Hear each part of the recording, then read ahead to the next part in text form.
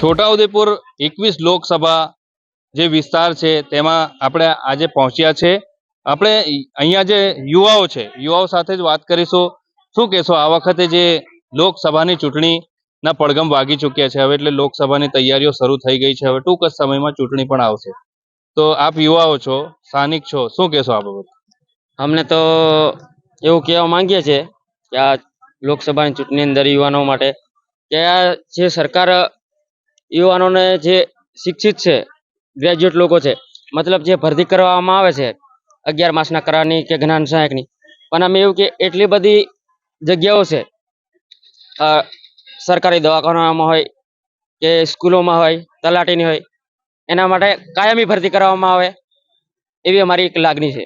બિલકુલ, કાયમી ભરતી કરવામાં આવે તેવી એક લાગણી છે. આપ પણ યુવાઓ છો. સરકાર યુવાઓ માટે ઘણું કામ કરી રહી છે, ઘણું કામ કરી રહી છે. આપ શું કહેશો આ બાબતે?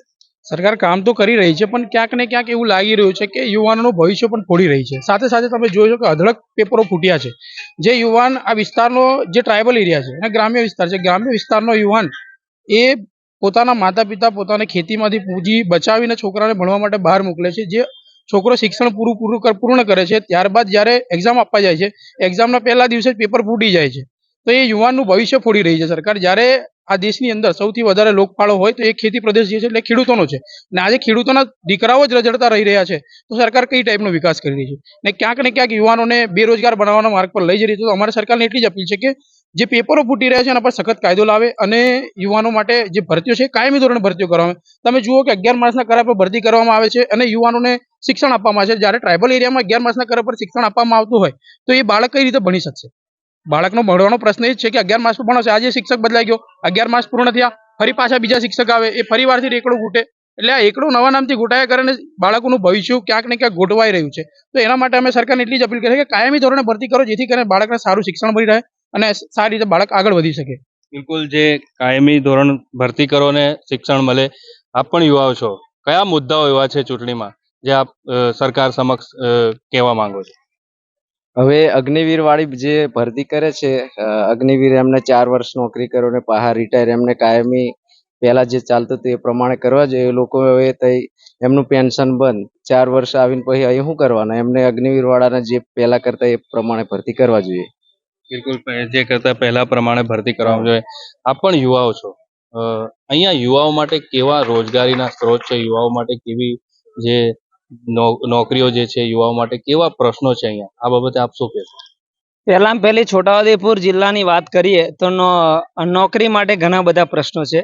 કોઈ એવી સુવિધાઓ નથી જેનાથી આજનો યુવાન બીએડ થયા પછી પણ નોકરી માટે વલખા મારી રહ્યો છે. સરકારની તે તમામ ભરતી હતી જે કાયમી ભરતીઓ હતી એ કોન્ટ્રાક્ટ બેઝ ભરતી કરી દીધી છે. ટાટ પાસના ઉમેદવારો જ્યારે આંદોલન કરતા હોય, અગ્નિવીરમાં ની જે ભરતી થયેલા ઉમેદવારો પણ જો આંદોલન કરતા હોય, સાથે સાથે છોટાઉદેપુર જિલ્લાની જે પાયાની જરૂરિયાત છે, તો કોઈ જીઆઈડીસી ઊભી થાય, કોઈ એવું ઇન્ફ્રાસ્ટ્રક્ચર નવું બને જેનાથી યુવાનોને એમના ઘણા બધા સ્કિલ છે કે મૂર્તિઓ બનાવવાની હોય કે નાની મોટી જે જીઆઈડીસી નો આપે જે પ્રશ્ન કર્યો, તો સરકારના જે અહીંયાના જે ધારાસભ્યો છે સ્થાનિક, એ લોકો એવું કહી રહ્યા છે કે અમારા પ્રયત્નો ચાલુ છે અને જીઆઈડીસી મંજૂર થઈ ગઈ છે. તો આ બાબતે આપ શું કહેશો? હું સાહેબ છેલ્લા ઘણા વર્ષોથી જોઉં છું, 2017ની વિધાનસભા હોય કે 2019ની લોકસભામાં, દરેક બાબતે ભાજપના જે ઉમેદવાર હોય કે ભાજપના ધારાસભ્ય હોય એ બધા એ જ વાત કરી છે કે જીઆઈડીસી ફલાણી જગ્યાએ મંજૂર થઈ ગઈ છે. પછી એવું કહેવામાં આવે છે કે જગ્યા હજુ ફળવાતી નહીં. આવી રીતે દરેક વખતે યુવાનોને માત્ર ઉઠા બનાવીને છેતરીને વોટ લઈ જાય છે અને જીઆઈડીસી કે કોઈ બીજી સુવિધા ઉપલબ્ધ કરાવી શક્યા નથી. બિલકુલ, જીઆઈડીસી કે જે ઉપલબ્ધ કરાવી શક્યા નથી. અહીંયા બીજા શું મોટા પ્રશ્નો છે, આ બાબતે આપની શું કહેવું છે? આ બાબતે સાહેબ, સૌથી મોટો આ પ્રશ્ન આ વિસ્તારનો રાઠવા સમાજનો ભાઈ હોય, રાઠવા સમાજની દીકરીઓ હોય, નાયક સમાજની દીકરીઓ હોય, તળવી સમાજની દીકરીઓ હોય, એ તમામને જાતિગત દાખલાને લઈને જે પ્રશ્ન છે એ ખૂબ જ મોટો અને ગંભીર પ્રશ્ન છે. જ્યારે આ ભાઈઓ બહેનો 4 વર્ષ મહેનત કરીને, અથાગ મહેનત પછી ક્લાસ 1, 2ની પરીક્ષા પાસ કરે, ઇવન ક્લાસ 3, 4ની પરીક્ષા પાસ કરે, ત્યારે જાતિના દાખલાની ખરાઈને કારણે એમને 3 થી 4 વર્ષ સુધી ઓર્ડર નથી મળતા. અને આજ બીજી બાજુ જોવા જઈએ છીએ તો સરપંચો, તાલુકા પંચાયત, જિલ્લા પંચાયતની કે વિધાનસભા કે લોકસભાની ચૂંટણીના ઉમેદવારોના માત્ર 1 જ કલાકમાં જાતિના દાખલાની આ લોકો ખરાઈ કરે છે તો કેવી રીતે કરે છે? એમના હગા ભત્રીજા અને ભત્રીજીના ઓર્ડર રોકી રાખતા હોય અને બીજી બાજુ એમના ઉમેદવાર તરીકે આ પ્રમાણપત્ર માન્ય કરતા હોય તો આ કેવો ન્યાય છે? અને હું ભાજપ સરકારને અને અહીંના ઉમેદવારને પણ કહેવા માંગુ છું કે તમે જે ગેરંટીની વાત કરવા નીકળ્યા છો તમારા ખુદના ભત્રીજા ભત્રીજાઓના ઓર્ડર તમે અપાવી નથી શકતા. રાઠવા સમાજના 100 થી 200 જેટલા છોકરાઓના આજે પણ ઓર્ડર અટક્યા છે, એમને ઓર્ડર નથી અપાવ્યા તો તમે બીજી શેની ગેરંટી આપવાના છો? બિલકુલ જે યુવાનો છે તેમાં એક આક્રોશ જોવા મળી રહ્યો છે.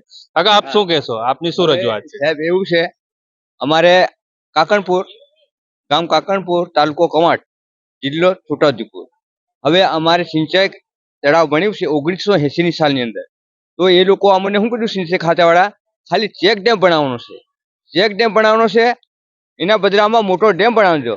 જે તમારી જમીન બુકશે ને ડૂબણમાં જશે એનું અમે જમીનના બદલામાં જમીન આપીશું. જ્યાં સુધી જમીનના બદલામાં જમીન નહીં આપીશું ત્યાં સુધી ઉભા પાકનું વળતર આપીશું.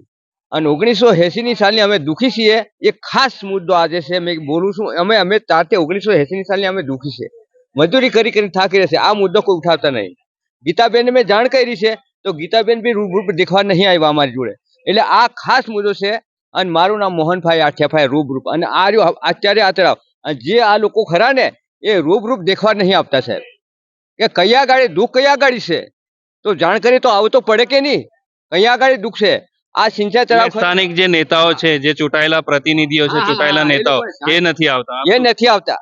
આ ગીતાબેન રાઠવાને જાણ કરી દીધી સીધી જ કે આવ્યો, અમે બધા આવ્યા હતા મળીને, તો આ અમે આપ્યું હતું. બિલકુલ જે પ્રશ્નો છે જે લોકો જણાવી રહ્યા છે, આપ પણ યુવા છો, શું કહેશો આ બાબતે? આપને જે મતદાન કરવાનું છે, કયા મુદ્દાઓ પર તમે મતદાન કરશો, શું કહેશો? મતદાન આપણે 21 લોકસભા ના ઉમેદવાર સુખરામભાઈ રાઠવાને ઉમેદવાર તરીકે જાહેર કર્યા છે, એમને અમે અભિનંદન પાઠવીએ છીએ. આ ભાજપની સરકારની અંદર કોઈ બી કામ નહીં થયા વિકાસના, કે આ જે આપણે નળ સે જલ યોજના છે એમાં વિકાસ તો કરી રહ્યા છે, ગેરંટી પણ આપી રહ્યા છે, વિકાસ તો થયું છે એવું કહે છે. આ બાબતે આપ શું કહેશો? ના, કોઈ પણ જાતનો વિકાસ નહીં થયો. આ 1.5-2 વર્ષથી પુલ પડી રહ્યો, એમની રજૂઆત કરી પણ તોય છતાંય એમના ધારાસભ્ય 3 છે આપણે ભાજપના, અને સાંસદ પણ આપણે બીજેપીના છે, તોય છતાં કામ અટકી રહ્યું છે. બીજી શું રજૂઆત? કયા મુદ્દે? બીજો આપણે છોટાઉદેપુર જિલ્લાની અંદર જીઆઈડીસી નથી, જે અમારા છોકરાઓને નોકરી કરવા માટે અમારે બીએ જવું પડે. સાંસદ તો એવું કહી રહ્યા છે કે જીઆઈડીસી પણ મંજૂર કરાવી દીધી છે અને ટૂંક સમયમાં જીઆઈડીસી નું કામ પણ થઈ જશે. ના, એવું તો રજૂઆત કરી છે પણ હજુ બન્યું નથી. બિલકુલ જે પ્રકારે લોકો જણાવી રહ્યા છે, આપ શું કહેશો કાકા? જે આ વખતની જે ચૂંટણી છે, કયા મુદ્દા ઉપર તમે મતદાન કરશો? અમે અત્યાર સુધી પહેલેથી જ કોંગ્રેસમાં જોડાયેલા છે કહેવાય, અને અત્યારે બી કોંગ્રેસમાં જોડાયેલા છે કહેવાય. ત્યારે ઘણા ભાજપ સરકારે બધા મુદ્દા એમ કરીશું તેમ કરીશું, ફલાણું કરવું ઠીકણું કરવું એ બધા ઘણા મુદ્દા આપ્યા છે, પણ હજુ કોઈ એવું કામ નહીં થયું. અને એવું બી કહેતા હતા કે નર્મદા મૈયાનું પાણી અમે કવાંટથી છોટાઉદેપુર તરફ લઈ જશું એવું બી કહેતા હતા, પણ એ પાણી બી અત્યારે અહીં જોવા નહીં મળ્યું. તો આ બધા મુદ્દા છે એમના, પણ હવે શું કરવાનું? બિલકુલ આ બધા મુદ્દા છે. આપ શું કહેશો આ વખતે જે મતદાન થવાનું છે લોકસભા, કયા મુદ્દા ઉપર તમે મતદાન કરશો? મતદાન તો કરશું કે હવે મુદ્દા બધા એમના બહુ છે, અને જે પેલા નળ સે જલ એ યોજના કાઢી એમાં ખાલી ગામડે નળ બનાવી દીધા, એ નળ બધા તૂટી જઈને ભાગી ગયા, પણ હજુ સુધી પાણી અમારા ઘર નહીં મળ્યું. અને સરકાર એવું કહે છે કે નળ સે જલ યોજનાના બધાને પાણી મળ્યું, પણ આજ દિન સુધી અમારા ગામ વાંકાનેર કવાંટ તાલુકામાં આવે છે, એ નળો બધા સોબાના કાંઠે બનાવેલા જ છે કે ભાઈ આજ દિન સુધી પાણી નહીં મળ્યું. એ મુદ્દો ઉઠાવીશું. પછી બીજું કે નર્મદાનું પાણી જે આપણા કવાંટ તાલુકામાંથી પસાર થાય છે સૌરાષ્ટ્ર તરફ, તો આપણે ગુજરાતના જે કવાંટ તાલુકાના માં પાણી પીવાનું પાણી નથી મળતું, અને બીજા નંબરમાં સિંચાઈ માટે પણ નહીં મળતું, અને છેક કાઠિયાવાડ તરફ સુધી પાણી જાય છે. તે મુદ્દો લઈને વોટિંગ કરશું. બિલકુલ જે યુવાનો છે જે મુદ્દાઓ લઈને વોટિંગ કરશે. આપ સ્થાનિક છો અહીંના, હા. શું કહેશો આ વખતની જે ચૂંટણી છે? સરકાર તો એવું કહી રહી છે કે અમે વિકાસ કર્યો છે, તો વિકાસ તો શું લાગે છે આપને આ બાબતે? વિકાસ તો એમનો જ વિકાસ થયો છે. બાકી પ્રજાનો કે આમ પ્રજાનો તો વિકાસની અંદર પ્રજા સાક્ષી પૂરી રહી છે. કેટલી એમને વેદનાઓ થઈ રહી છે. દાખલા તરીકે કપાસના ભાવ 7,000 સીસીઆઈ આપે છે અને તુવરના ભાવ છે એ સીસીઆઈ આલે છે. તો અત્યારની મોંઘવારી ખેડૂતને એટલી બધી ખાતર દવા બધું જીએસટી પર ચડાવીને ડબલ થઈ ગયા. જે ખેડૂતને 2022 ની અંદર નરેન્દ્ર મોદીએ કીધું કે 22 2 ગુણી આવો, તેના કરતા ખેડૂતનો પગ જબ મહેનત કરે ને તમે સ્ટેપ બાય સ્ટેપ ઊંચો જવા જોઈએ. તેના બદલે ખેડૂતો આપઘાત કરવાની પરિસ્થિતિમાં આવેલું ભાઈ. તો એના માટે છે ને પ્રજાએ તેનો જવાબ આપવો જોઈએ કે 2022 ની આવકની કીધું નરેન્દ્ર મોદી સાહેબે, તો એના કરતા હોય ભાવ નીચા ગયા. 2017 ની અંદર 19 17,000 નો ભાવ આપ્યો. તે વખતે અમે કે અમને એવો વિશ્વાસ હતો કે આ ભાવ છે ને ખોટા આપી રહ્યા છે.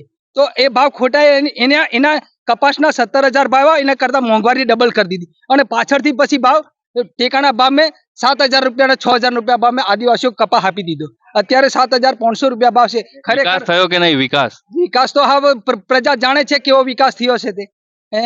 અંગ્રેજોએ જે વખતે શાસન છોડ્યું તે વખતે એટલી બધી મુશ્કેલીઓ હતી. તે કોંગ્રેસે સત્તા આવી પછી એમ નહીં કીધું કે અંગ્રેજોના ખાડા કોંગ્રેસ પૂરાવ્યું. આ તો ભાજપ સરકાર આવી ને તો એવું કહે કે કોંગ્રેસના ખાડા અમે પૂર્યા છે.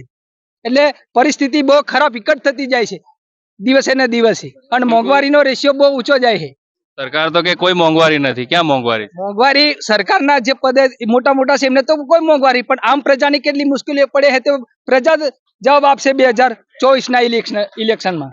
બિલકુલ, આ હતા જે તમામ સ્થાનિક લોકો છે. તેઓ પોતાની તમામ જે મુદ્દાઓ છે તેમના સાથે આપણે તમામ મુદ્દાઓ વાત કરી છે અને તેઓ તમામ મુદ્દાઓ લઈને જે સરકાર સુધી જે એમની વાત છે તે આપણા થકી આ વાતને પહોંચાડવાનો પ્રયત્ન એ લોકો કરી રહ્યા છે. હવે જે 2024ની જે લોકસભાની ચૂંટણી છે, અહીંના જે છોટાઉદેપુર લોકસભાના ઉમેદવાર જસુભાઈ રાઠવા અને સુખરામભાઈ રાઠવા વચ્ચે ટક્કર થશે. એ તો સમય જ બતાવશે કે કોણ જીતશે અને કોણ હારશે. રફીક મકરાણી, નિર્ભય ન્યૂઝ, છોટાઉદેપુર.